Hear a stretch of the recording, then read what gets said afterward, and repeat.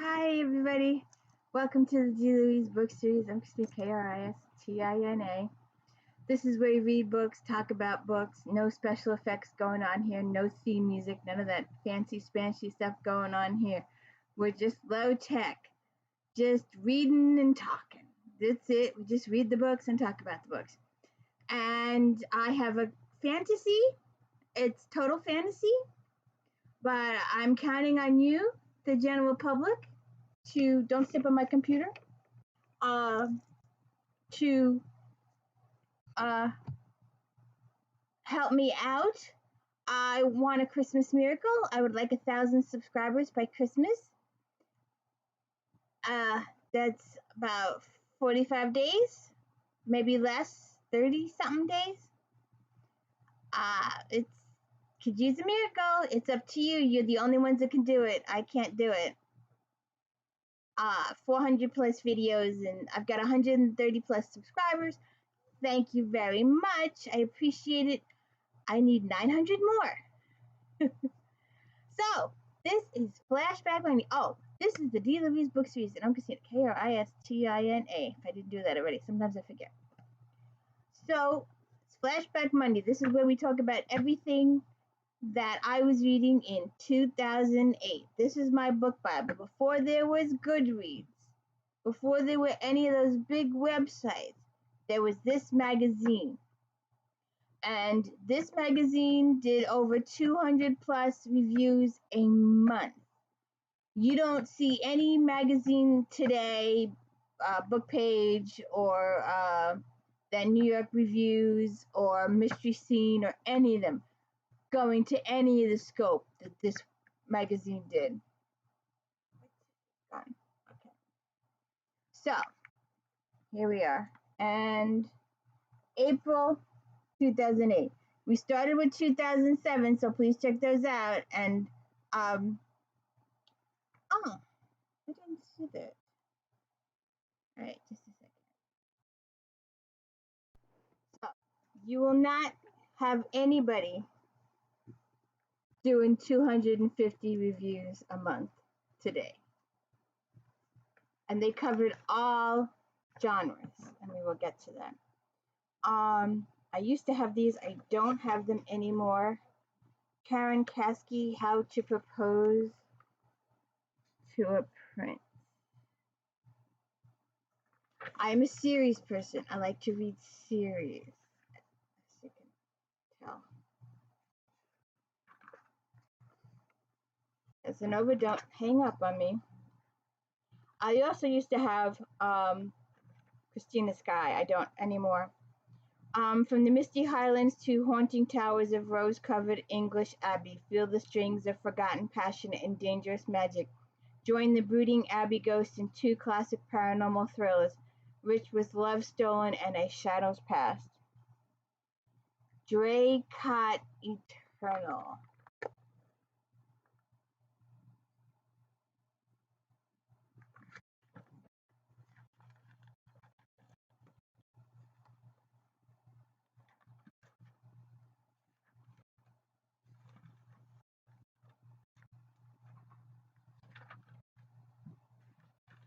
They had a monthly calendar. You've seen those on a whole bunch of different websites. Oh, I had this one. Maria there. I thought I found this. Oh, yes. Here we go. We'll talk about this. Hannah Howell. Eternal Lover. Here's the ad. Oh, where have I seen this before? On the street corner, maybe? In previous videos, we've talked about Brenda Joyce and her Francesca detective. She was a gumshoe detective in 1900 New York. And we talked about how the fact that her publisher didn't want her to write those anymore, he wanted her to continue with the de Warrens. Here are the de Warrens. He's the wealthiest and most powerful peer in Devonshire, and while the Tun eagerly opens its doors to him, the whispers of gypsy follow him everywhere.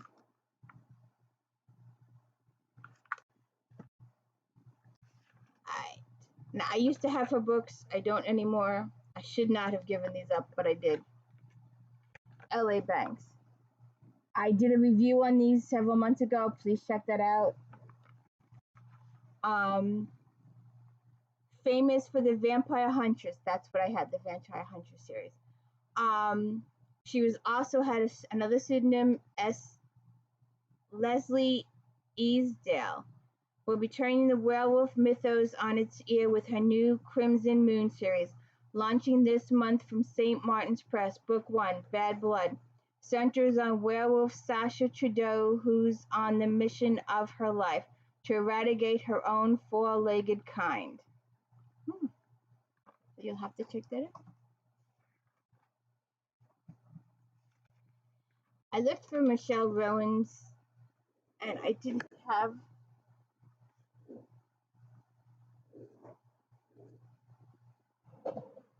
I do have one, Date Me One More Time, Bitten, Smitten, Fangled and Fabulous, That Old Black Man, The Demon in Me.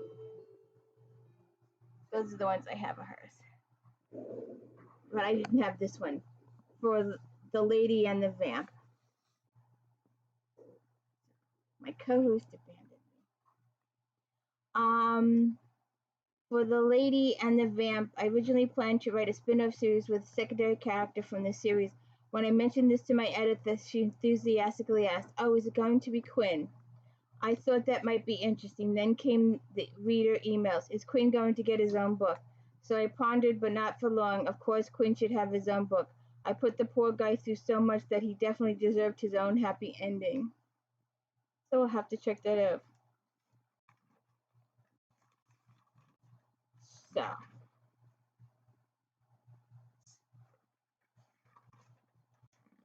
Alright. Now, like I said, they reviewed. Oh, here comes my other co-host.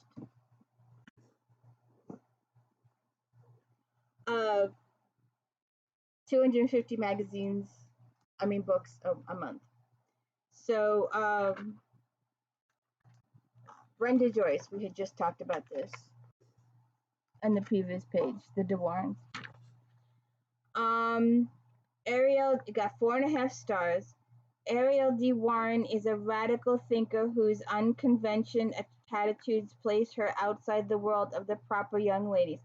When a gypsy band makes camp on her family's land, she's drawn to their leader without realizing he's her wealthy neighbor, Emilian Xavier. Pulled away from his mother and his Rome heritage as a child, Emilian was raised by his father to take over the title.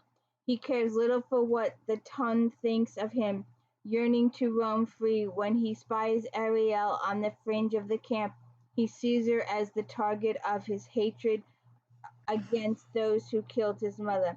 He warns her away, but she cannot go, and since a De Warren loves but once, it's Emilian who's at a disadvantage. He may plan to use and ruin Ariel, but she will teach him the true meaning of love. And I was really surprised because I own a ton of Joe Beverly's. I have like 20 of them. I did not have this one, so we might have to do a thing. A Lady's Secret. An extraordinary storyteller, Beverly mixes witty repartee, danger, and simmering sensuality with her strong and engaging characters. Robin Fitzwitz, the Earl of Huntersdown, is cured of his boredom when he catches sight of a cursing nun in the courtyard of a French inn. Posing as Sister Immaculate Petetra, needs a companion to accompany her to England, and Robin offers his services. She soon discovers that Robin is also not what he seems to be. On the journey, they succumb to tingling desire that runs between them. When Robin is wounded protecting her, Petra realizes that she'll have to leave him to keep him safe. She disappears, and Robin does everything in his power to find him. Will their discovered love for one another against a formidable obstacle keep them apart? blend. I did videos on these earlier this year, so I've just picked out a couple. The review in this one was for Simply Perfect. I just took out a couple. This is book 4 in this series. We had Simply Magic, Simply Unforgettable, and Simply Love. Oh, and there's a prequel. I should have brought that over. I didn't. So Simply Perfect, 4.5 stars. It's been a difficult day for Claudia Martin, the headmistress of the girls' school in Bath, made more difficult by the sudden appearance of Joseph, the Marquis of Addingsborough. Bringing best wishes from her former teacher, Susan Osborne, who offers to accompany her to London. Claudia warmly accepts, feeling that her attraction to the charming Marquis is foolishness. Joseph must marry and has been courting the cold as ice Miss Portia Hunt. He cannot deny his attraction to the unconventional Claudia, who is warm, loving, passionate, kind, and intelligent. But Claudia and Joseph must free themselves from preconceived notions about their stations in life and ideas about the ideal marriage. With the help of her former teacher, Claudia and Joseph realize love is the most important thing. Aww. This is going to be hard when my tree shows up.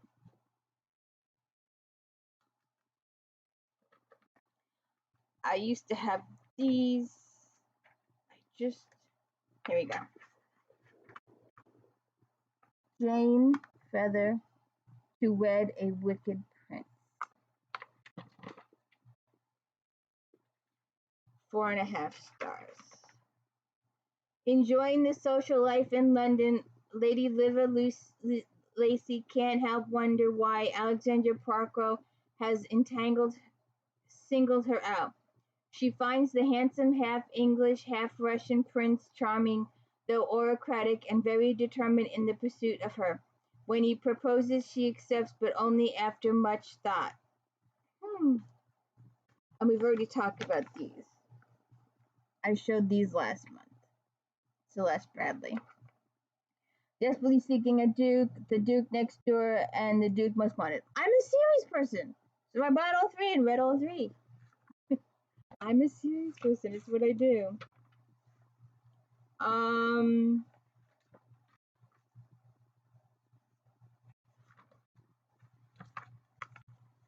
Galen Foley, her every pleasure. Got 4.5 stars. Princess Sophia of Kravos is running for her life when she seeks shelter in Gabriel's barn. He mistakes her for a gift sent by his brother, and she plays along with the ruse. Haunted by what he saw and did in India, Gabriel has become a celibate recluse. But Sophie is attracted to Gabriel and realizes he may be her one chance at love. In return, she ignites his longing to reclaim his reputation as the Iron Major and become her bodyguard.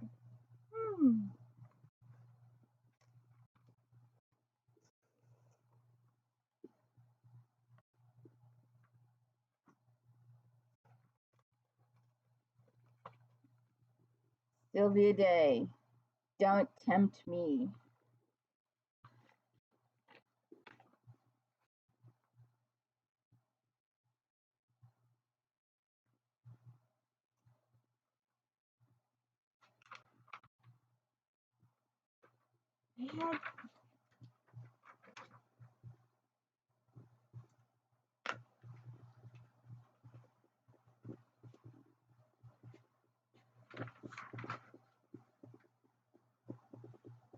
I lost it. It was here. Oh, here it is. Okay. To save the life of her lover, the Marquise de Saint Martin, Marguerite Picard agrees to marry de Greener. She never forgets Philip while raising her twin daughters. She's devastated when she's told that her eldest, Lisette, has died. In truth, Lisette is an assassin for the crown, working against the British. She's a pawn in the spy master Gisard's to gain information from one of Benjamin Franklin's aides. Wow. Don't tempt me. Interesting. And I always thought I had these two, but I am forever, don't ask me why, confusing Amanda Ashley with Jennifer Ashley. Don't know why, but I am. Jennifer Ashley. Highlander Ever After.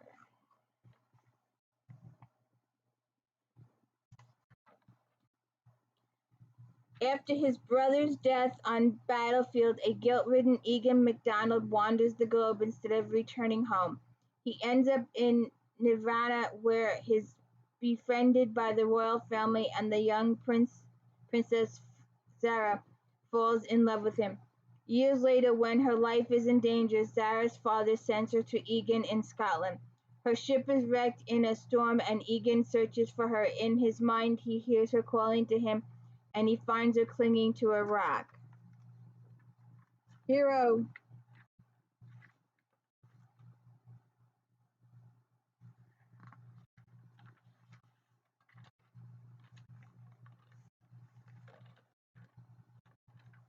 Okay, so that was romance.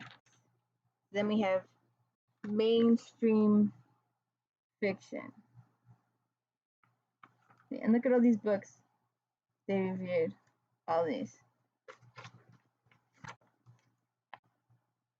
My Best Friend's Girl. It seemed like, Dorothy KOOMSON. It seems like Cameron and Adele's friendship could withstand anything until Cameron learned of Adele's unimaginable betrayal. Not only did she sleep with Cameron's fiancé Nate, but Adele's 3-year-old daughter Tegan was the result of that one-night stand. After 2 years of painful silence and a dying Adele reaches out to her old friend to ask her not only for forgiveness, but to adopt the little girl she once loved like her own. Jennifer Weiner, Certain Girls. Candace Shapiro's life has settled in a mundanely happy groove after the upheaval caused by publishing her sexed-up memoirs before she's happily tolling away attending PTA meetings.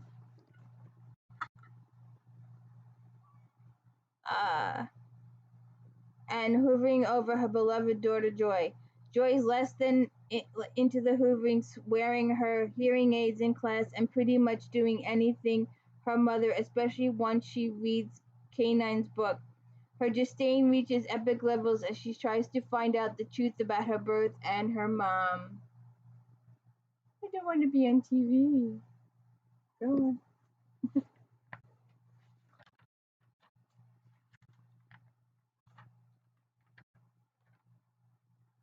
I don't think they did this one.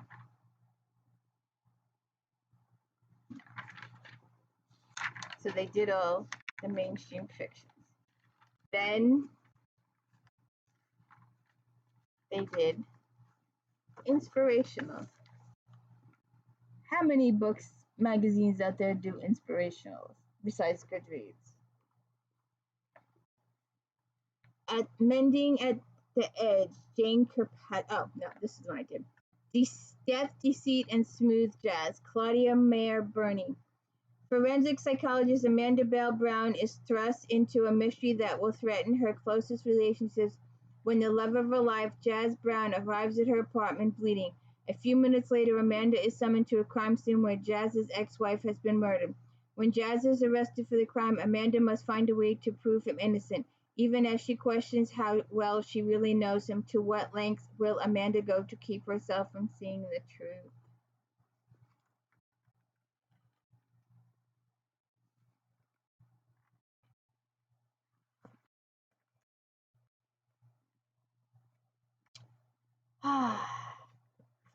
The Empress under sci-fi. Here we go.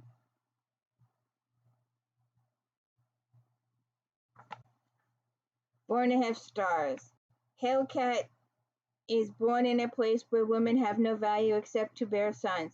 Her father sells her to Abba, a slave trader who recognizes her beauty and treats her well on the long journey to his city of Eklam.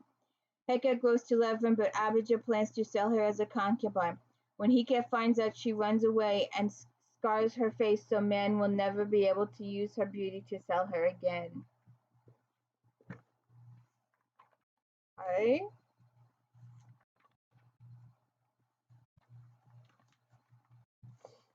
Orson Scott Card. An anthology. Several readings are not enough to truly delve into the depth of Elephants of Kazan. What will man evolve into, and what shape exactly do our gods sake? Disturbingly realistic is the tale of Mixed Street, the keeper of lost dreams, a story of survival from the moment of birth.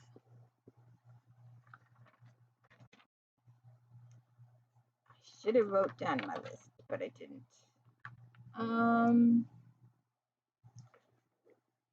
I used to have these two. Roxanne St. Clair, First You Run.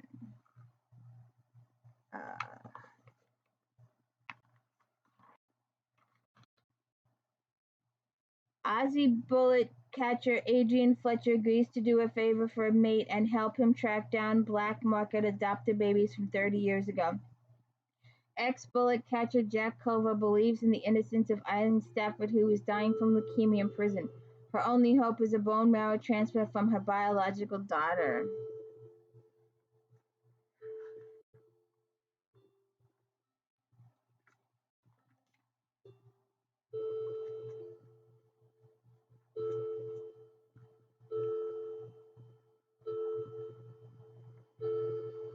Oh, I skipped one earlier. The Naked Gentleman, Sally Mackenzie.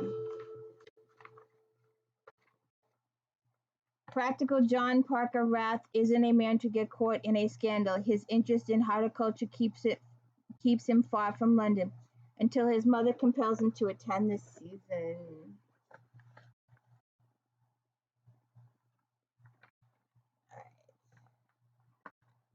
Oh.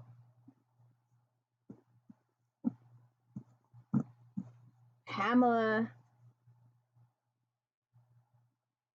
Unlawful Contact. Journalist Sophie Alton is investigating the disappearance of a woman on parole when the woman's brother appears on the scene.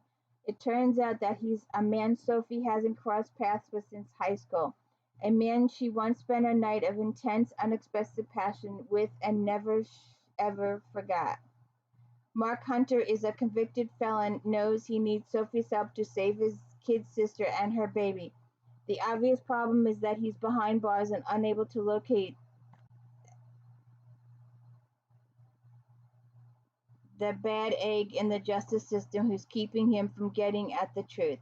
The other problem is that his feelings for Sophie haven't wavered in 12 years, and though they need to work together to solve his crime, he doesn't want his exploration to end with the case.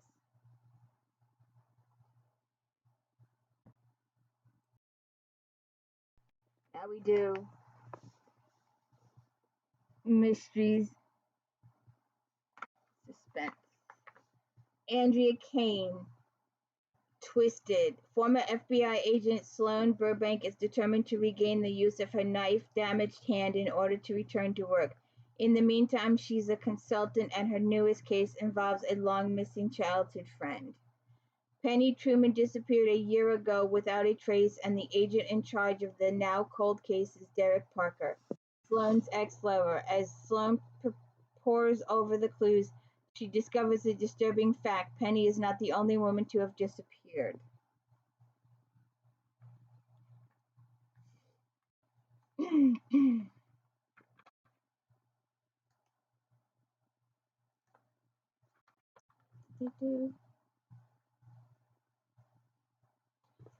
I wrote a list and then I lost the list. I'm sorry. Karen Robards, guilty. At 15, foster kid Kate White was outside a convenience store when her friend robbed it and killed a man. 16 years later, Kate is a single mom and a Philadelphia prosecutor. During a court appearance, a prisoner gets a gun and starts massacring people. Kate is taken hostage and saved by another prisoner, her old friend Mario Castano, who demands her help or else he'll reveal her past.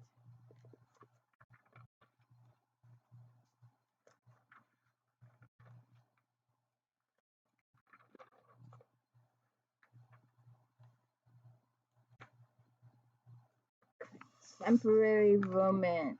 I never was into those. Sweet like honey. Kim Louise. Honey Ambrose has a very successful home business selling sex toys and sex advice exclusively through her website. She keeps all her inventory in her home, leaving no room to live.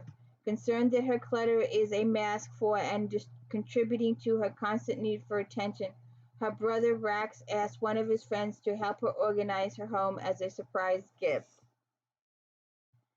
Okay. Her little black book, Brenda Jackson. Courtney Andrews has trust issues. Oh, 4.5 stars. Courtney Andrews has trust issues thanks to dysfunctional marriage of her parents, Barbara and Joe. She's not looking for love. Joe is a player who gives men a bad time and gives man a bad name. And while her mother wants to believe in their latest reconciliation, Courtney knows her father will not change.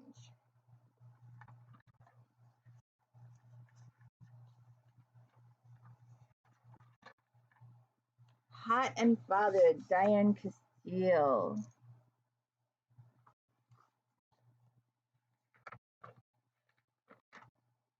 Four stars.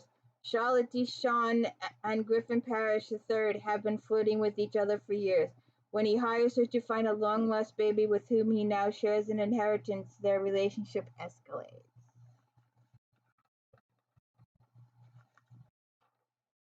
I love this magazine. I can read this forever. Like I said before, I don't have this. I used to. LA Banks, The Darkness. Damala, Carlos, and their team of guardians depend on positive energy in their fight against the dark realms. The end of days has begun, and Lilith has been given the power to create powerful daywalkers. This is the first for those in the vampire realm, and the team is facing a fight of flight with a new level of danger. It was a good series.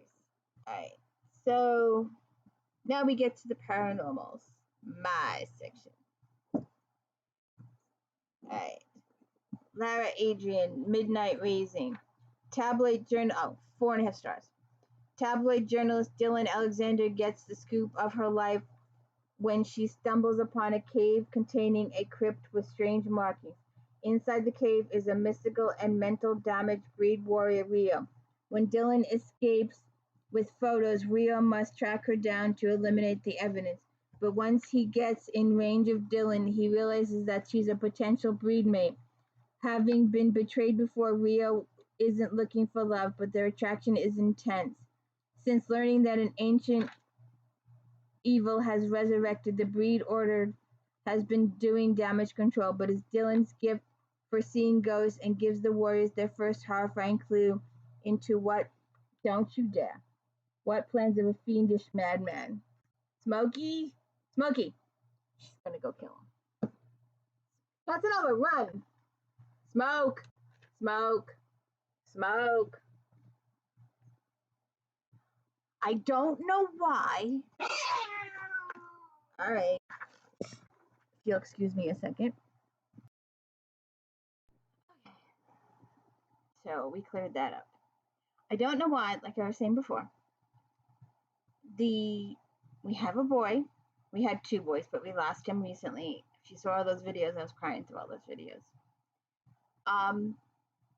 The boy that we lost got along with everybody just fine. Always got along with everybody.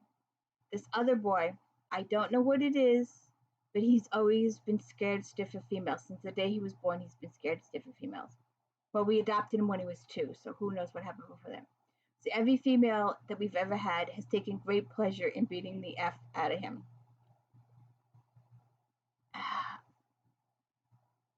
So today, because my co-hosts are battling for position, I broke it up though. No fur was touched. I broke it up before, but every now is sulking in their own corners. But the innocent one is here. Sandy, come here, Sandy. Come here, Sandy. Just out of Cameroon, the innocent one.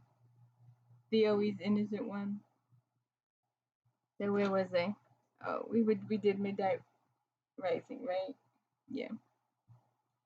Okay, so then if anybody can tell me how to take ink out of a magazine, let me know. Because I wrote all over this sucker way back when.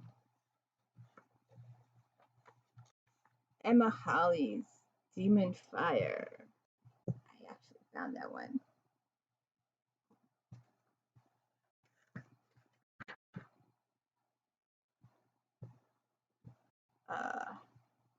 Escaping the routine life her family mapped out for her, Beth joins an archaeology dig with her longtime friend Charles. For such adventures, the desert city of Bajima is perfect, especially when it comes to exploring forbidden appetites like Charles' shameful desire for Yamish demon.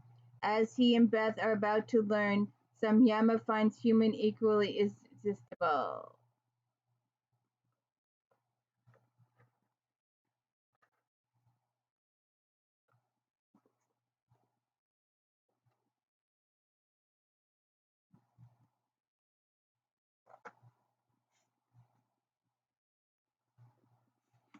Eternal Lover. I usually don't do 3 stars, but I had this one. Listed as a scorcher. That means it's really hot. Oh, God. Sandy? Sandy. Sandy. I gotta break up another fight. Excuse me.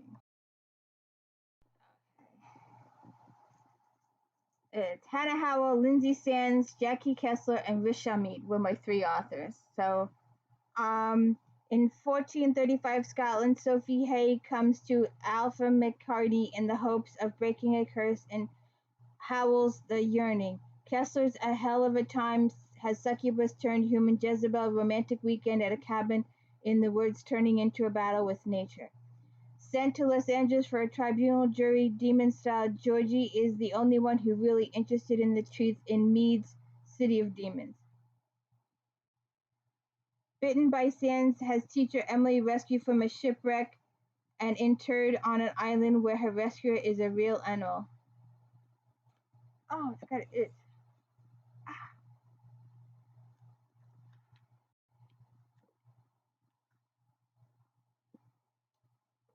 Ah! Look who it is. The killer. God, my hair's gotten all messed up now. The killer is here. Where are my magic burns? 4.5 stars. As the new liaison between the Order, the Mercenary Guild, Kate ends up with the case of teenage petitioner whose witch mother has disappeared. Kate is already working on a case for the Shapeshifter Pack, trying to recover items stolen by a thief who can turn to mist. Okay. Did I skip?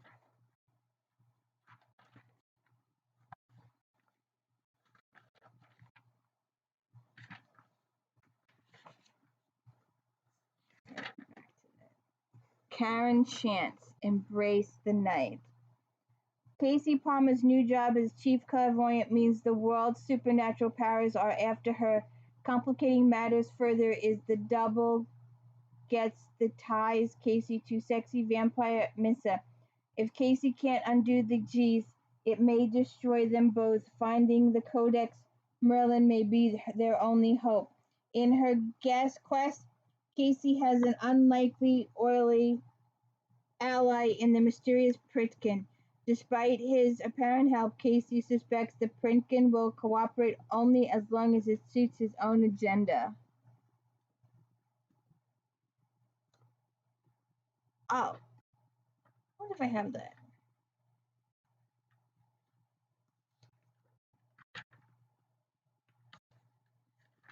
Oh, I skipped one way back when.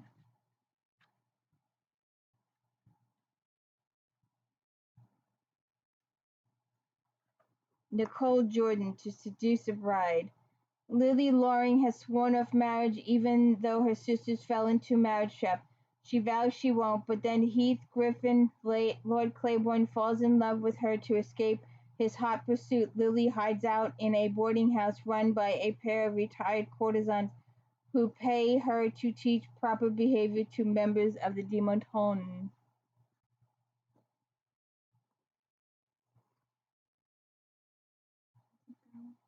Okay.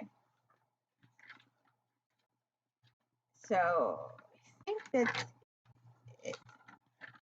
We will do. Okay. So I wanted to look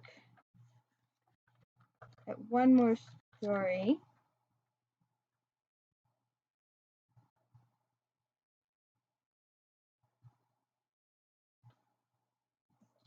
Where's my...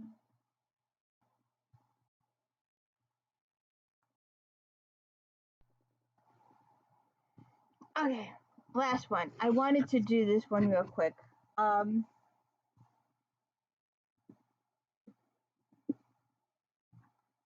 It was... She has several series with sisters. We'll do that later. Here it is, Personal Demon, Kelly Armstrong. And I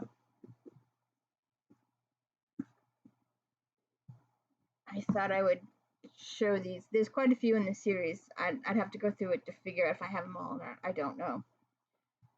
Personal Demon, 4.5 stars. The riveting Otherworld series continues. This time, the focus split between two protagonists. Sections of the novel switch back and forth between the first-person perspective. Seeing the story unfold from different viewpoints gives readers insights while keeping the plot twists intact. To pay off a debt owed to Benico Cortez, the head of the Cortez cabal, half Chaos Demon Hope Adams agrees to go undercover in Miami to see if a young sorceress gang is plotting something big.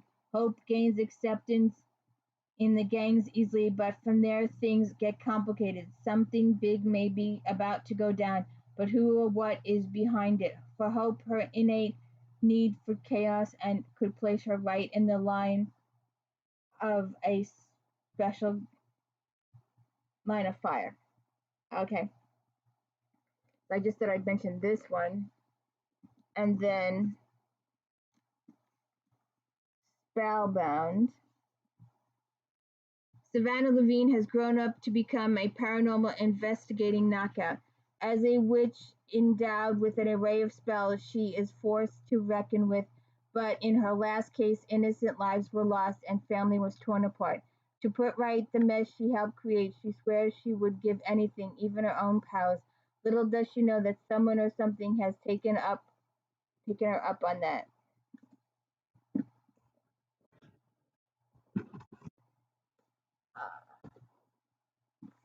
Living with the Dead. Robin Pelter moved to Los Angeles after her young husband's sudden death, trying to put some distance between herself and her memories, though she's still grieving the challenges of her new life as the PR consultant to Porter Kane, the world's most famous celebutante wannabe.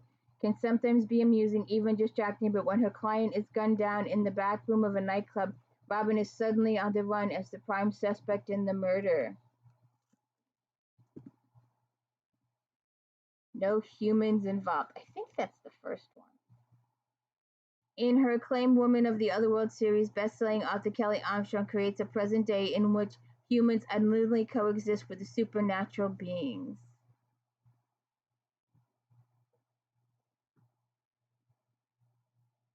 The Waking the Witch. At 21, Samantha Levine, orphan daughter of a notorious dark witch and equally notorious cutthroat sorcerer, considers herself a full-fledged member of the supernatural race that rules the Otherworld. The once rebellious teen has grown into a 6-foot-tall motorcycle-riding jaw-dropper with a full arsenal of spells that she's not afraid to use when she gets caught in a bind.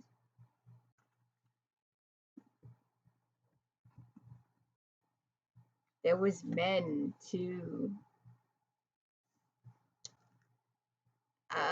As curious 6-year-old Clayton didn't resist the bite he asked for, but surviving as a lone child werewolf was more than he could imagine, until Jeremy came along and taught him how to straddle the human werewolf worlds.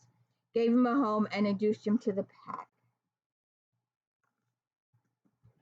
And the last one, the final to the Otherworld series, 13.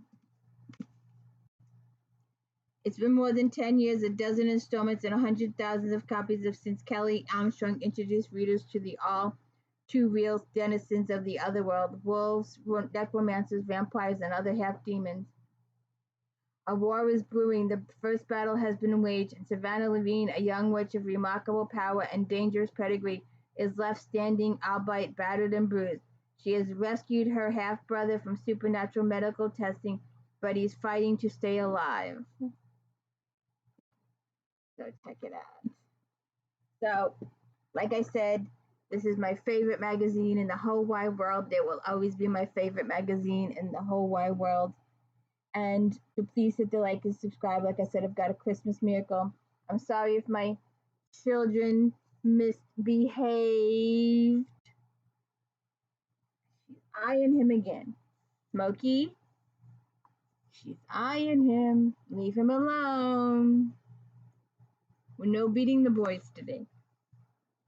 So anyways, please hit the like and subscribe.